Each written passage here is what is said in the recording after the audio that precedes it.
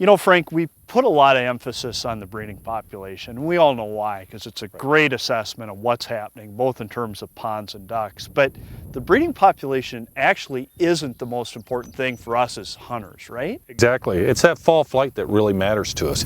It's the number of birds that carried through to the spring, and most of those are going to survive. We have pretty good survival, but then it's the production. It's the production that drives the fall flight, and so that's what matters to hunters. You hunt the fall flight, as you hunt the fall flight, not the breeding population. And Frank, I mean, you know this as well as anybody. You've been around, you've reviewed the scientific literature for decades. We know the best years for hunters are years when we have lots and lots of young baby ducks. Exactly. Right? Those juveniles are much more vulnerable to hunting, and so they just decoy better, and so they make for a much better hunting season, and so that's why duck production is going to be really important to duck hunters. We've had an incredible run of really favorable conditions. Last year was a little dry early, but I think we had pretty good duck production in places. So this is the first year in a long time we've even mentioned the D word, right? The drought word. Right. And so talk about how it being dry on the prairies, maybe a drought, or you know, start of a drought, 1 year drought, how that impacts duck distribution and how it impacts duck production. Right. Well, first of all, we do have great carryover, as you're pointing out. I mean, it's pretty remarkable that last year we had a record duck count. We've been doing the same counts for 55 years, the exact same way. So that's pretty remarkable. So that shows the string of how a string of wet years put together can influence the population. But the ducks that return this year will see a fairly dry prairies. Now, the prairie pothole region is only a fraction of the total breeding area, but it's the most important part, and we variably say 50 to 80% of the ducks come from here, the ducks we shoot. So when the ducks hit a dry prairie, some of them overfly. Pintails are most famous for that, but lots of ducks do this, dabblers in particular. We saw it with mallards last year. We saw it even with shovelers last year.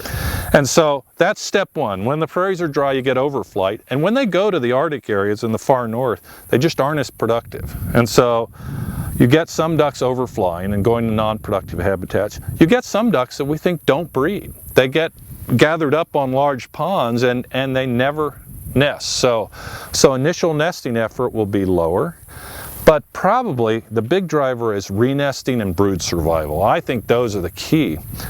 Ducks don't re-nest as much. Mallards will sometimes re-nest 5 times when it's wet. When it's wet.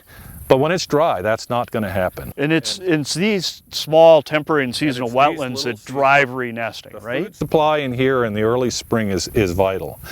And then the other thing is, this is fabulous brood habitat if it were wet. They love ponds completely covered with vegetation. So that's the other thing, is brood survival in every study we've looked at. When it's dry, brood survival is lower. And so nesting success, that one's a little in the mix, we don't know, but certainly re-nesting, initial nesting effort, overflight, and duckling survival, those are the 4 things that we know are going to be detrimentally affected by this dry condition. So what we know in terms of what we've seen from the Fish and Wildlife Service pilot biologist report, what you and I have observed, what our researchers, what the rest of our staff's observed, we're going to have a big decrease. We don't know exactly how big a decrease in May ponds, but that's, as you just described, all those factors linked in, it has to mean fewer juvenile in the fall flights. Yes. And unfortunately, we won't get the data for that for a long time. We get that from hunter harvest information, but we certainly expect fewer juveniles. Yeah.